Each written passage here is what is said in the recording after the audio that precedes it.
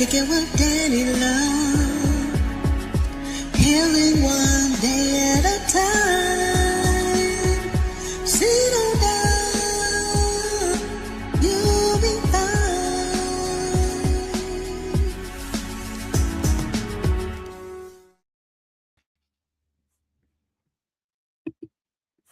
Welcome! Hey, you guys, welcome to episode 2 of Love and Laughter with Dani Luv. The name of this episode is called Laugh at You 5 Ways Laughter Helps with Grief. Yes, laughter will help you with grief. You know how people, the way I came up with this title is, you know how people say, look at you, and then you look at yourself, you'd be like, oh, look at me, I'm so fine, or whatever, because you're proud of your accomplishment, you're proud of your big booty, or whatever it is that you're proud of, something good. So I'm telling you, laugh at you, because when I say laugh at you, it's pretty much like look at yourself and laugh, because you need this whenever you're going through grief. So whenever grief decides to sneak up on a girl or a boy like a thief in the night, I just tell myself, laugh at you. Because the enemy or whatever will try to make you stop laughing. That's the purpose of grief. That's the purpose of depression, is to press you down and make you stop laughing. So you have to laugh, because the Bible says that laughter is like a medicine. So you want that medicine inside of you. And the only way you get it is by laughing. Ha ha ha ha. Yeah, sometimes it works, sometimes it don't.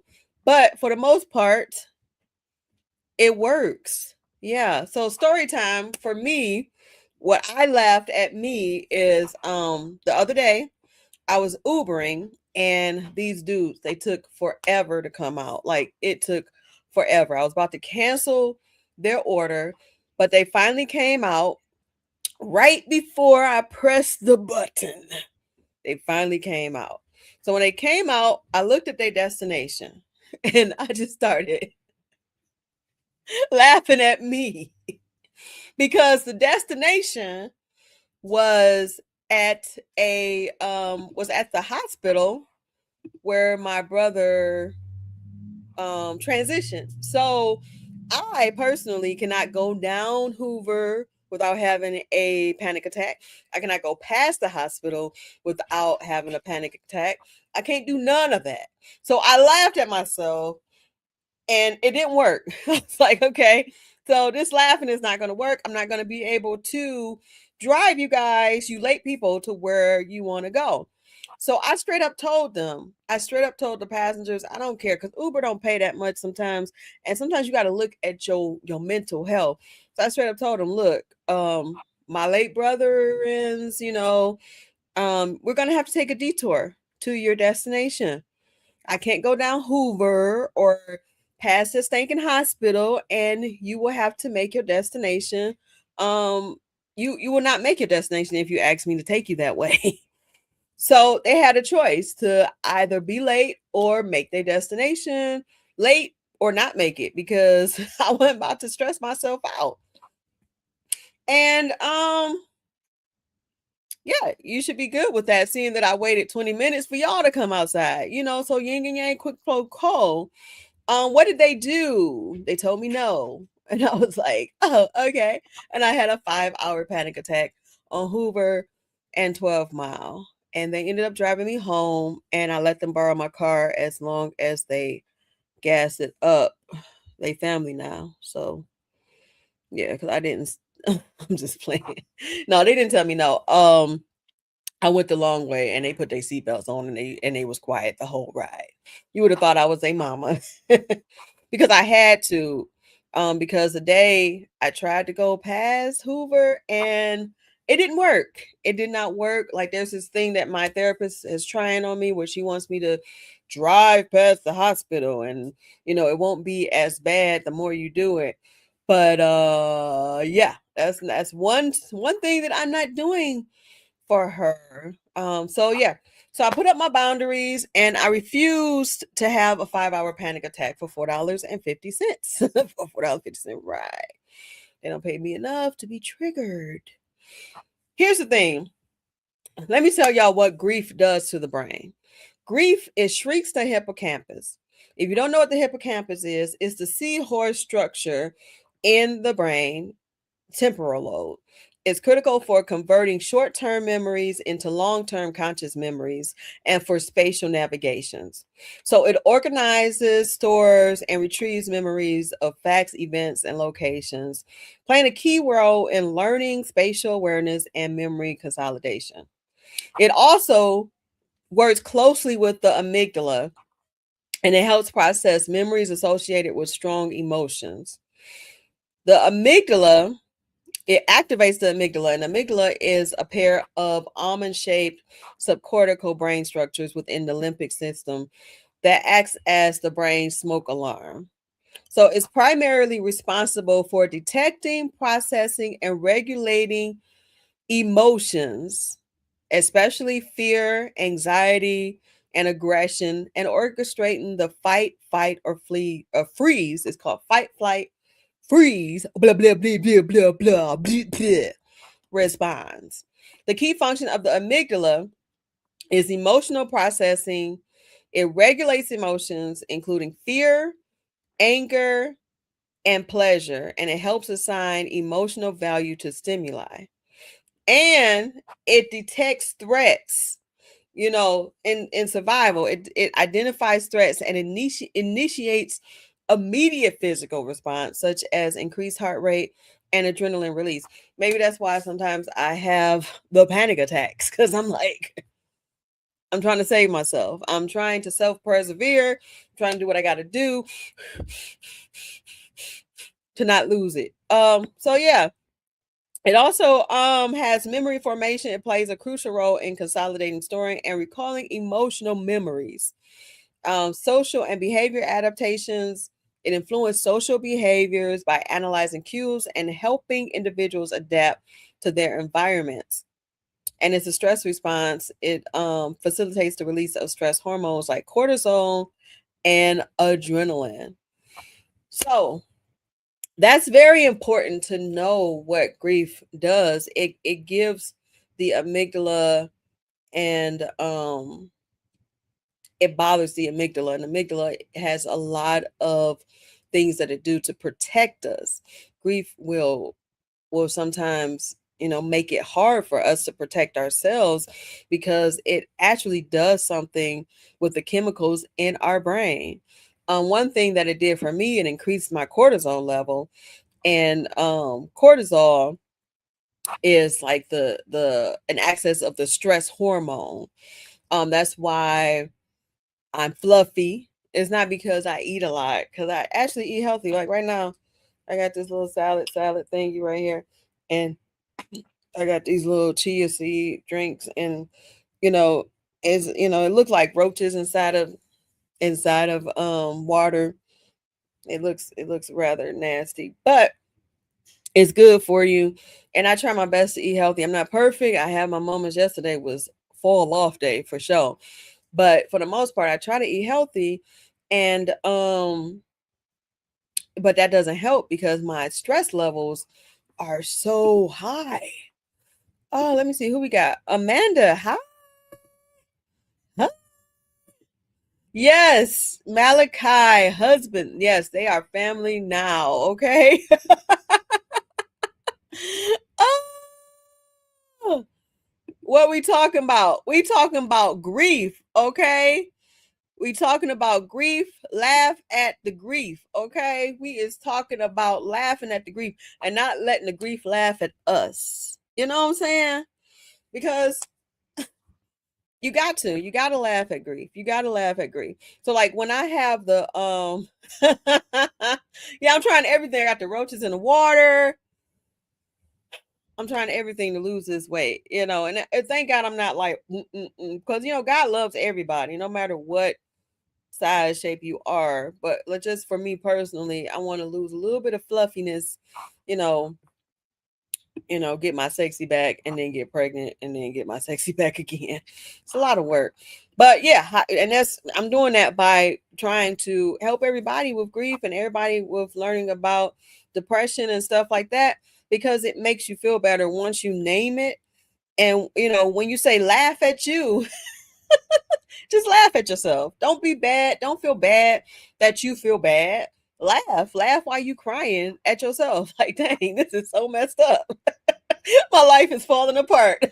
Look at God. Help. Like, do that because it makes you feel better. High level triggers symptoms such as when you have high cortisol, you get unexplained weight gain in the face, midsection, and between the shoulders. That's me. Unexplained high blood pressure, high blood sugar, my bad. I don't have that, thank God. Muscle weakness, thinning skin that bruises easily, severe fatigue, irritability, insomnia, brain fog, and depression. I hope this information is helping everyone so far. Laugh at your grief. Now, it's time for a new segment that I have created, you guys, and I hope you guys like it. It is called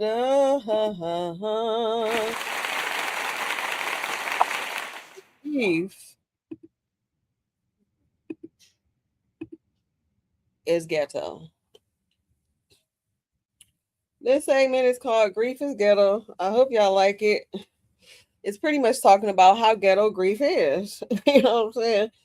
And so let me get Ghetto Girl up in here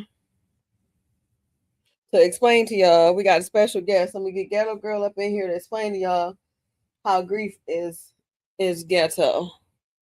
So let me get her together and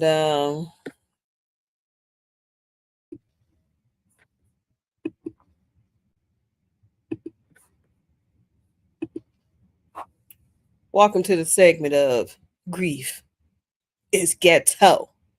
Grief is so ghetto. You know what I'm saying? Grief is ghetto. Let me tell y'all what happened to me.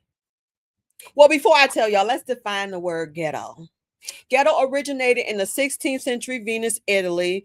In 1516, and Venetian government ordered all the city's Jewish residents to live in a specific wall of section of the city, which we know was the hood.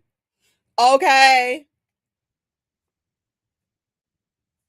And that's where ghetto-ness started. Okay. They was being prejudiced against the Greeks, against the Jewish people. And then they ended up taking the ghetto to the hood, with us minority groups, and we was confined by poverty and prejudice.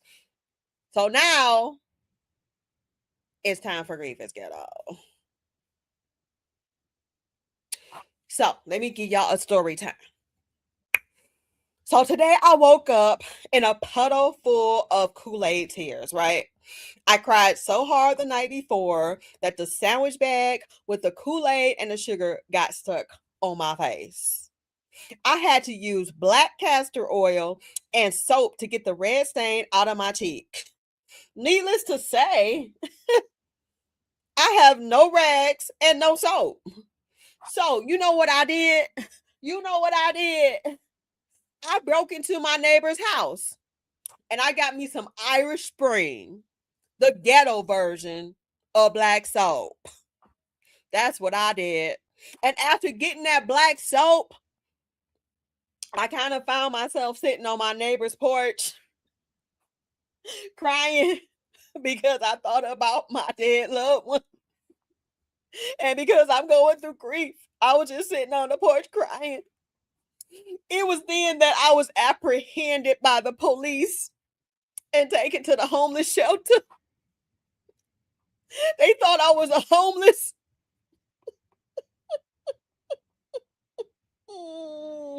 Stay tuned for the rest of the story on Grief is Ghetto.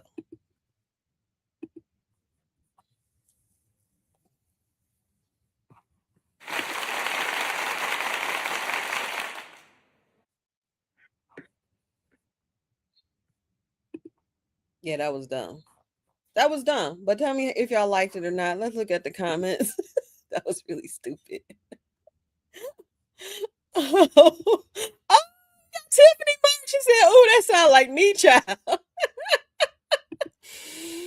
Malachi is laughing. Ghetto facts. He just did. I'm glad y'all liked the episode of Grief is Ghetto.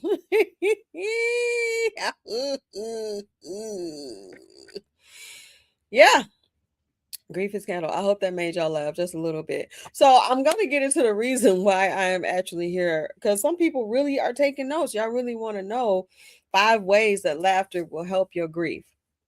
First way, laughter, it relieves stress in the body. So when you laugh, your body releases endorphins, natural feel good chemicals that can temporarily reduce physical tension and emotional heaviness that often comes with grief. So even though it may be temporary, sometimes it's good to just go, I felt good. And now let's see, the depression may come back, but it felt good for a good, let me see, 5, 4, 3, 2, 1. I'm still good. I'm still good. See, so that works. Laughter do help. I'm still good. I'm still happy. I'm still ha ha. So if you at home or if you anywhere, we don't care because it's about your self-preservation. We don't care what people think of you. We don't care. So if you anywhere, if you at the grocery store, if you outside, if you at the nursing home, if you at the gym, if you at the strip club, wherever you at, just take a big breath inside and a huge laugh, and it'll make you feel better. I promise you. On a count of 3, let's do this. 1, and if you at work, then do it on the inside because I want you to get fired because I ain't got no money for you. 1, 2, 3.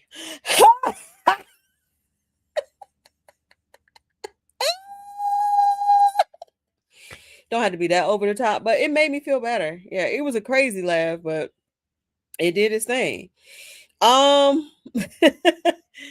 Thing number 2 that it does, it gives the mind a break. Laughter creates a short mental pause, and it doesn't erase the grief, but it gives you a break and it helps your brain recover from emotional exhaustion. Man, ain't nothing like being sad all the time. You'd be tired. It's like you working a regular 9 to 5. You sad and you working a 9 to 5. So yeah, it does that. The third thing that it does, it reconnects you with others. Because often when we're sad, we isolate ourselves because of grief. So laughter, it helps us reconnect with others because sometimes we can make ourselves laugh, but sometimes other people laugh too. Like, so we can make other people laugh or they can make us laugh. Like, you can hang out with your family. Most Black folks got funny family members because we've been through a lot, because you know how we do. We gotta we gotta laugh at everything so that we don't lose our mind. It is a full-time job being sad. I wish I got paid for it, because if I did, I'd be a millionaire. I make a lot of money. But yeah, families, they can rebuild connections and remind you that you're not alone. So, laughter, you want to get around your family. If you don't have a family, laugh at that. Like, dang, everybody dead. It's just me. So I guess I'll take myself to the concert by myself. Also, friends. People have friends that are just like family, and you can make them into your family. Sometimes blood is not as good as water, because sometimes blood will jack you up or whatever. So just go do that. Go to a comedy show, come see Dani Luv or the Lovelies, or just, book us for a comedy show. And you can do that. If you want to do that, you can do that. Trying to find it. Yeah, you can go to like thelovelies.com and book us for a comedy show if you want to laugh. Yeah. Or you can read my book. It's called Love Hates Me. You can order that at lovelies.com and you can laugh at that. It's traumatic, but it's funny. Um, Number 4, laughter, it helps process the experience. It can soften the painful topic so that it's easier for you to talk about it. Like if you laughing, like, yeah, I remember the time Shaniqua had punched me in the face and I wanted to punch her back, but I didn't. And I'm glad I didn't because she ended up dying. I would have blamed myself for that. You know what I'm saying? No. Um, and number 5, it signals resilience. Moments of laughter usually means that the nervous system is beginning to regulate itself again. And it's a sign that the mind is adapting and that your life still has room for joy alongside the sadness. Sometimes it just got to be both. You just got to get up, laugh, do what you got to do, be sad and happy at the same time. But at least you're resilient. At least you're pushing through, doing what you got to do.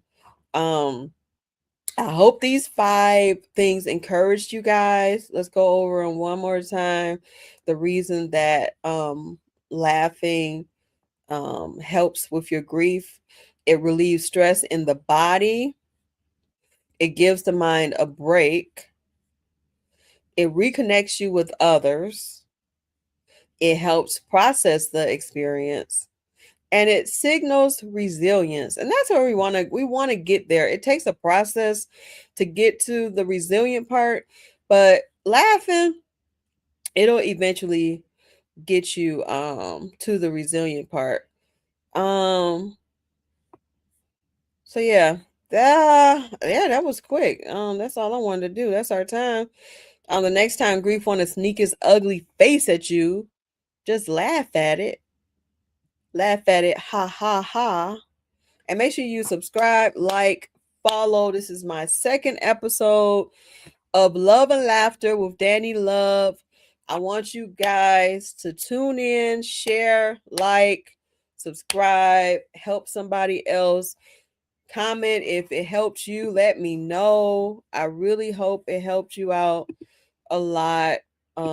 This is my healing process. I used to be the type of person that helps other people, but I couldn't anymore when I went through my grief and am going through my grief. I couldn't really help other people because of what I was going through. So now I'm trying to make myself laugh and get to that step number 5 where I'm more resilient and I'm getting back to business, handling my business, telling people about my book, which helps heal people from trauma, doing comedy, making people laugh, singing in church, praying, about to get back to working out, eating healthy, just trying to get to that resilient spot. Because for you to have gone through the grief that you've gone to and still be here, that is a testimony within itself. So just look at that. Look at yourself in the mirror. Tell yourself how strong you are, how resilient you are, and thank God that you're still here. And just laugh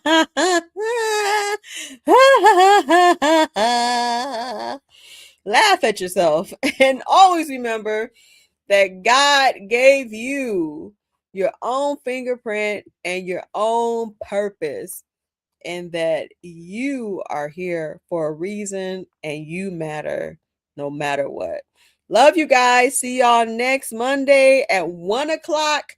You have tuned in to Love and Laugh with Dani Luv. You don't know what to do. Come and take a seat, my friend. Kick it with Dani Luv. Kick it with Dani Luv. Kick it with Dani Luv. Healing one day at a time. Settle down, you'll be fine.